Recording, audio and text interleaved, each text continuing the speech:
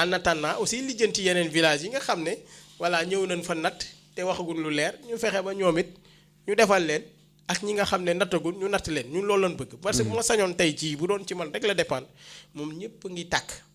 ci loolu laay ñëwee ci entretien de l'éclairage public mu nekk une charge bu rëy ndax wax naa la du ñu jógee ci 24 yokkaat ci 20. fi mu toll muy 46. te léegi yeneen dooleeku ci c'est autant de lampes yoo xam ne mën nga ne saay bu hivernage jàppee lu ci bëri day lakk. day lakk c'est des lampes aussi qui coûtent extrêmement cher boo ko jëlee prix TTC. lampes yi nii xeeb noonu boo ko jëlee TTC c'est à peu près moins de 40 000 mais imaginez loolu nga war ci jënd une centaine c'est lourd c'est un investissement te du loolu rek moo yàqu contacteur bi lay yàqu horloge bi day yàqu ainsi de suite yooyu yëpp c'est des pièces de rechange yoo xam ne dañ ko war a def régulièrement mais ñi koy def aussi dañ leen war a fay looloo tax dañuy wax rek ñi nga xam ne aussi seen lampe lakk na démb laa dem Ngij moon vraiment donc dégg naa ko ak ñeneen ñëpp nag on a fait la récap donc incha allah bu lampe yi ñëwee daañu def ko parce que dafay renforcer la sécurité surtout nag vol de bétail bi ni mu mel ci waxtu wi donc lampe yi di tàkk dafay baax waaye loolu it gis nañ tey les deux premières phases yi nga xam ne am nañ ko ci lampadaire solaire bu njëkk bi 200 la woon defe naa y avait 21 sites yoo xam ne bénéficié woon nañ ci phase boobu donc mooy première phase bi non 18 sites deuxième phase bi 51 sites. C'est vrai que nag am na ay quelques ménages yoo xam ne amuñu te vraiment ça me fait très mal maanaam neexuma. tey boo demee fële côté Yateem côté Dugul côté Yateem pël gi nekk foofu ñoom amuñu boo demee pël gi nekk Met amuñu nga dem fu ci mel ne Baye Abdou Ngom Gobaak amuñu te bu ñu sañoon peut-être séddale rek moo jafe boobu 340 la woon c'était vraiment important. ñu tas ko ba nga xam ne ñooñu ñëpp dañuy mën a am en attendant ñu am éclairage mais nag liggéey nañ ci lu am solo ndax wax dëgg yàlla yaatu na daaru 51 sites ci bu ci nekk da nga am ay lampes yu xaw a am solo boo jëlee tey dëkk bu mel ne Ndayane plus de 40 lampes mu ngi fa de village donc parce que dëkk ba dafa rëy te danoo tasaaroo loolu rek c'est pour fexe ba au moins ñoom en attendant courant di ñëw ñooñu am kii. ñooñu am lu éclairage léegi nag bu courant ñëwee comme am nga éclairage mbedd yi bu boobaa surcharge bi jaratu ko donc foofu tu auras moins de problèmes en termes d'entretien. donc dañuy vraiment saluer les efforts bi état di def ci wàllu woowu xam ne nag pour noppal mairie yi nañ ñu dimbale ci lampadaire solaire yi parce que li ñu bëgg a fayloo nga xam ne am na ay villages yu ñu installé déjà ay compteurs ne ñu lampe mbedd yi ñun fi ñu doon noonu dañ koy fay parce que état daf ñu war a jox ci facture bu nekk 2,5% taxe communale. ku fay kii wala nga jënd woyofal am nañ ci 2,5% mosuñu cee jot. léegi buñ ñu fayloo parce que y avait des problèmes avec les postes de santé vivre ngeen ko yéen suivre ngeen ay postes yu ci bëri ci commune. ñun avant ñu ñuy wax loolu ñun ñu ngi koy fay mais am na postes yu bëri yu ñu coupé. comprendre nga nar a coupé suñ mairie yi ñu ne déet yéen da ngeen ñu yoreel xaalis TCO mosu leen ñu ko fay mu ne d'accord yéen comme TCO da ngeen koy réclamer yéen it éclairage public dañ leen koy fay donc gis ngeen compensation bi nar a am. mais de toute façon on va continuer le dialogue avec l'État peut-être dinañ xam ne ñun aussi peut-être am na loo xam ne gafaga yi du ko mën. mais pour rassurer population yi aussi ci côté entretien bi incha allah daañu ci taxaw ay jéego pour lampe yi ak système yi nga xam ne lakk na avant may kii rek waa Tournée Ful Tukulóor ñu ngi may woowaat parce que ñoom it horloge bi moo am problème mais de toute façon ñu ngi ci. naan fexe ba lépp tàkkaat incha allah macha allah donc monsieur le maire xam naa ne sonn nga lool mais bon comme ni ko sa waay wax rek bilan ba 10 macha allah. parce que 4 ans aussi du 4 jours du 4 mois surtout ci koo xam ne liggéey nga donc loolu xëy na dañ ci mën a jukki ay pàcc rek waaye mënuñ ko jël comme niñ ko war a jëlee donc dañu dem directement ci emploi des jeunes est-ce que depuis nga ñëw ci magistère bi créé nga fi ay emploi yu bëri surtout côté jeunesse. Ahmed ma nuyu la au passage gis naa message bu mel noonu aussi nga dugal ko Ahmed Keita donc ñu laajaale ko rek ci question emploi des jeunes bu réponse bi nekkaale benn en fait. waaw effectivement xam nga c'est comme à l'image de l'État mais bi xëy na mooy gën a les possibilités sont beaucoup plus réduites. waaye tey wax naa ko sànq ci cadre tey la gouvernance ak l'organigramme type des collectivités territoriales fexe nan ba xool ne lii soxla nañ ko ne serait-ce que le personnel qu'on a pris loolu emploi la créer emploi la. parce que mënoon nañ continuer rek lépp ñu gardaañoo ko téye bu boobaa mën naa am kii li muy liggéey fële kële li muy liggéey fële kële li muy liggéey fële donc duñ ko liggéey bon boobaa aussi service day sooxe mais loolu rien que ça. rien que ça non seulement dañu jox kóolute ndaw ñi. woon ne leen yéen jàng ngeen am ngeen sens am ngeen niveau am ngeen yar ak teggin vous pouvez apprendre à travailler pour votre communauté mën ngeen jàng liggéeyal seen askan. donc rien que si loolu mën naa ne lu mu gàtt dizaine quinzaine d'emplois créé nañ ko ci. leneen li ci des mooy amoon nañ ay leviers yu am solo nag yu fi nekkoon. c'est vrai que nekkatu fi lu ci mel ne FERA. tey FERA demoon ba toll ci 52 employés bi ñuy ñëw 30 lañ fi fekkoon fexe nañ yokk ba àggoon ci 52 yoo xam ne ñu ngi doon am lu ñuy suturloo. mujj nañ ko yokk gars yi di fayeeku 100000 ñii di fayeeku 125 ñii waroon laal sax defe naa 200000 donc yooyu yëpp c'était des emplois et li ñu doon liggéey nag am na solo boo génnee fii rek nga xam ne FERA am na solo. donc dëkk bi setul taq na tilim na donc parce que tout simplement am na ñu ko doon def. defatuñ ko nit ñi aussi ils sont difficilement mobilisables peut-être jigéen ñi lañ ciy delloo njukkal ci mel ni jigéeni ginnaaw raay jigéenu cité millionnaire ak waa Teneful ak mboolem ñu ma gis ñuy def ay setal rek. donc ñëpp mën waa wala laan waa mbéy na tout ñëpp maa ngi gis un peu partout vraiment gars yi di bale kooba voilà donc ñëpp ku lim doo matal donc ku ma tudd it xamal ne voilà ñu ngi gis li ngeen di def ci anam boobu te neex nañu. donc loolu aussi àggoon nañ ci foofu xëyu ndaw ñi aussi amoon nañ ci 14 employés yoo xam ne au départ amoon na quelques-uns de nos chauffeurs sax xëyu ndaw yi moo leen doon fay. mais bi ñu demee ba après mu arrêté bon donc on était obligé comme c'est un besoin bu fi nekk ñu jël leen en charge boo jëlee aussi li nga xam ne nag c'est des relations ak par exemple usine u Nebe mu recruter ay jeunes relation avec le directeur du CROUS de nu mu tuddati de Bambey mu jël ay jeunes ba tey jeunes yi ñu ngi fa au moins 11 CDI am nañ ko foofu yoo xam ne ay 11 CDI mënoo gis kenn ku ne mbokk maire la kër maire la dëkk comprendre nga donc c'est des jeunes yoo xam ne jàpp na nit ñi mën nañ leen jàppale ñu dem on avait aussi ces mêmes relations avec le directeur du CROUS du Sine Saloum bon malheureusement ay CDD lan ëpp su balee donc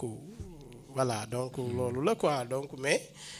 c'était des relations yoo xam ne ñu ngi koy créer ba léegi nag on continue de les créer parce que man bi ma koy def nekkaguma maire. quand j'étais à Sadio presque amoon naa fa benn communauté wu Tuuki waaw donc benn saa waa dëkk ba sax kii de waa Tuuki rek la fi indi. xam nga li ma la wax.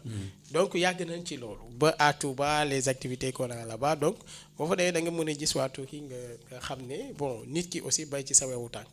donc li ngay liggéey say activités say pro-activités mën nga ci aider pas mal de gens ñoo xam ne des fois sax yaa leen di former activités yi duñ ci xam au départ dara mais nga former leen donc loolu tey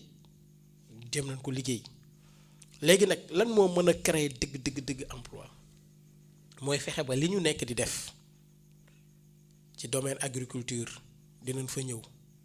toutes les initiatives yoo xam ne mën na retenir ndaw ñu fii ñu créer ko indirectement ay périmètre maraîcher la ay tool la ay yenn unité de transformation la ainsi de suite ñu faciliter l'installation du secteur privé tey avec Oryx c'est ce qu'on a fait Oryx bi ñuy démarrer nga xam ne amaguñ gérant au minimum fexe nañ ba recruter ñu 2 personnes 3. 3 au départ 3 parce que c'est ça l'intérêt. tey am na beneen station boo xam ne suñu magistère la ñu bindoo ba am nañ autorisation de construire bu ñu démarrer dans la phase de construction comme ni ma ko waxee ci agropole bi incha allah. et d'ailleurs ñoon dinañ soxla ñu xarañ donc jeunes yi nga xam ne peut-être am nañ possibilité ci yenn compétences yi plomberie électricité informatique ainsi de suite ñu préparer wu bu boobaa ñu mën leen boole ak ki ñu recruter leen parce que ñooñu au moins dinañ soxla main d'œuvre bu am solo tali bi it bi ñu koy liggéey c'est la même chose qu'on a fait li ko dalee ca gardien ba main d'œuvre yëpp dañ leen jëlal leen ñu ko donc voilà comment on peut recruter massivement waaye xëy na ci suñuy pouvoir li ñu mën a jël bëriwut. ndax duñ am moyens yi donte le besoin est là donte la loi autorisé nañu ko mais duñ am moyens yi donc mais liy créer emploi bi dëgg loolu la. looloo tax ci PCU bi tey ñun projet catalyseur bi nu am du décharge bi de déedéet mais centre d'enfouissement technique la. wala mu nekk centre de tri et de gestion gis ngeen mbëbës léegi ni mu commencé mel. mbëbës bu njëkk kenn bëggul woon mais tey mbëbës commune bu ne nañ la ko indil Dakar. nga daw jël kook sa ñaari loxo parce que en termes de création d'emploi le traitement des déchets dafay recruter et tey projet catalyseur ñun projet boobu ñoo ko yor mais pas jal du nekk ab jal boo xam ne jal bi moom bu fi jógee jóge na fi mais au moins les déchets venant de Touba on fait de l'engrais on fait de l'énergie on fait du compost on fait ainsi de suite trier ko recycler li ñu war a recycler donc loolu tey en termes d'emploi de main d'œuvre li mu mën a jël daa bëri. mais fexe nag ba projet yooyu nag installé wu fi dëgg mooy politique de création d'emploi mais ku ne emploi aussi war na formation il faut que les jeunes se forment d'abord raison pour laquelle centre de formation boobu aussi ça nous tient au cœur. C'est pas les parcelles ñoo ñu préoccupé mais les infrastructures yu ci nekk nga xam ne tey bu nu ko defee dina mën a former les jeunes nga xam ne les cycles longs là d'études ñu ci bëri amul njariñ.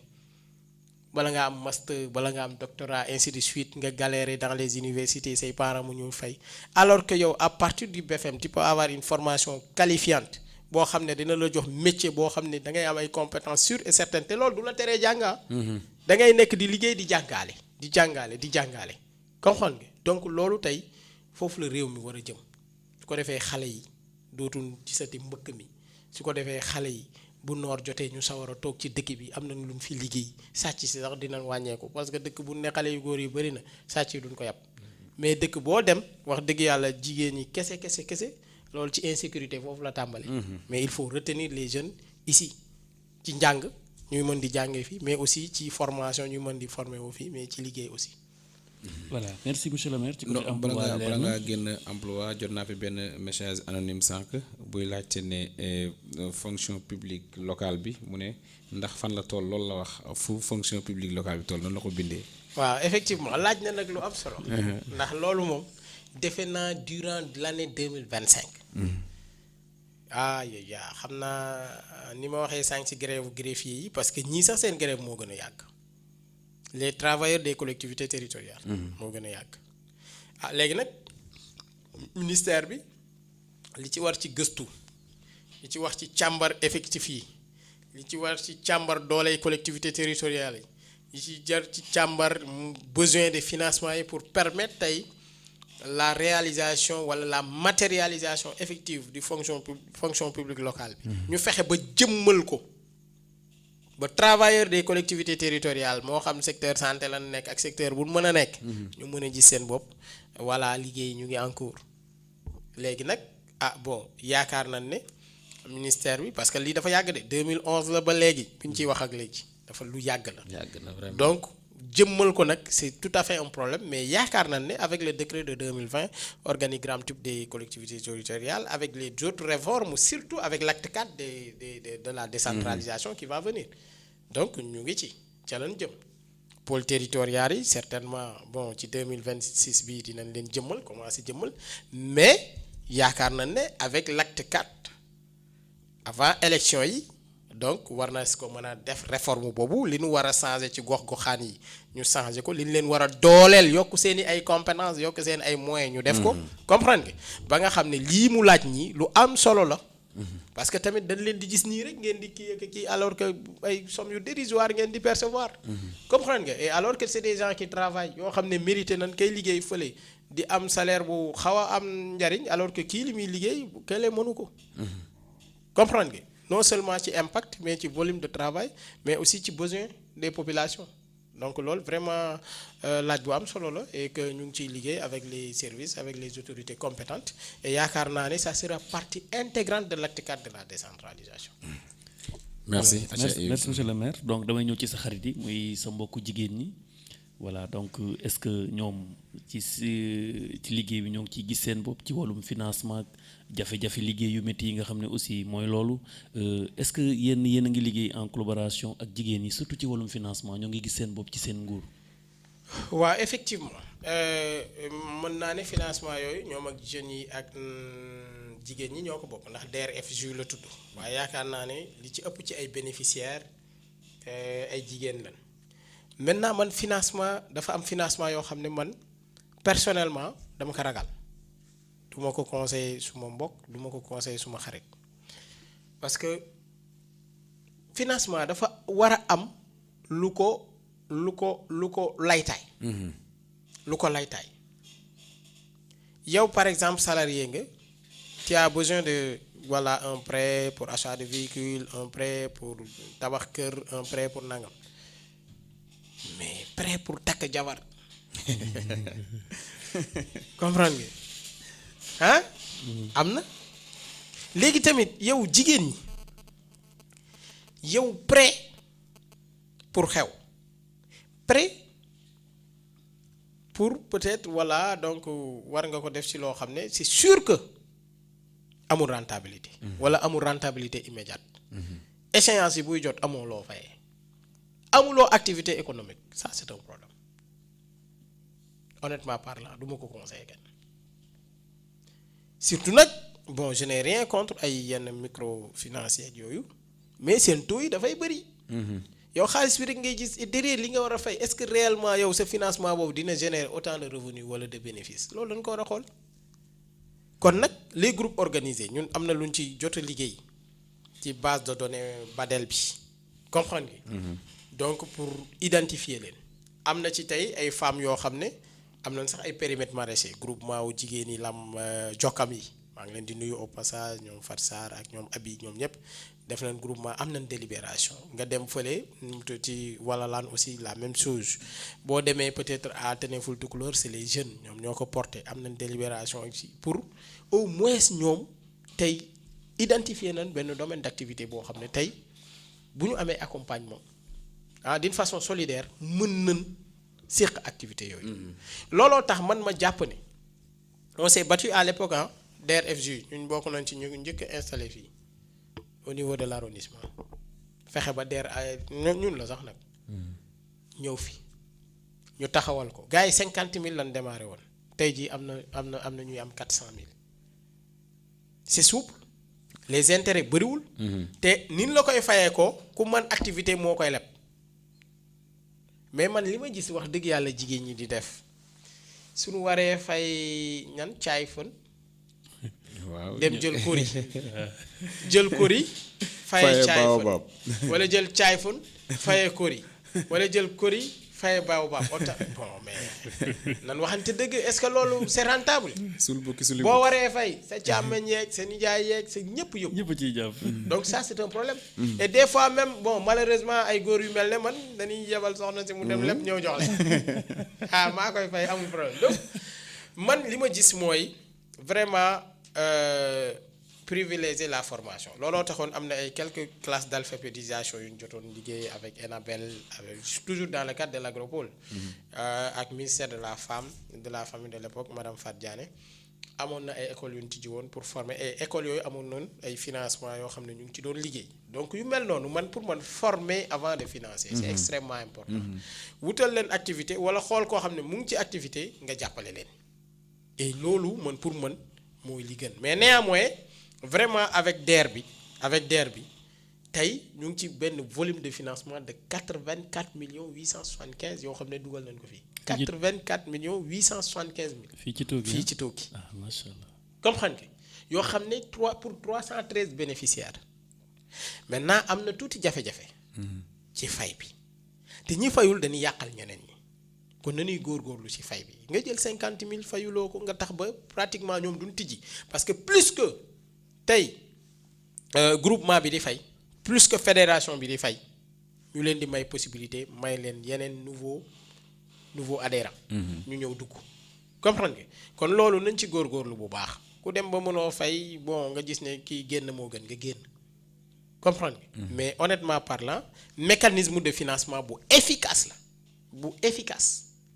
gis nañ aussi ay jigéen yoo xam ne yu am benn intelligence bi bon peut-être l'ancien régime defoon nañ ko jël ay subventions voilà jël ay subventions accordé ko jigéen ñi donc comme ni ñuy accordé ay subventions jeunes yi. ñu jox jigéen ñi am na ñu ciy liggéey d'une façon transparente mais li ma doon wax rek xaalis boobu du xaalisu mairie bu ko joxee pare na ci comme ñun ñu jox xale yi ba pare ne déedéet pare nañ ci. étudiants yi bu ñu leen joxee xaalis bi pare nañ ci. maintenant nag bu ñu soxlawaatee leneen dañuy defal bilan. donc loolu la donc ñoom ñoo ko moom mais loolu lépp lu am solo la loo xam ne jàpp nañ ne am na ay caisses yu fi nekk yu ci mel ne ay calebasses ainsi de suite yoo xam ne c'est des mécanismes de financement yoo xam ne voilà innovantes et jigéen ñi ñoo koy seq seen biir demlante c'est bien mais toujours est-il que nañ koy laytaay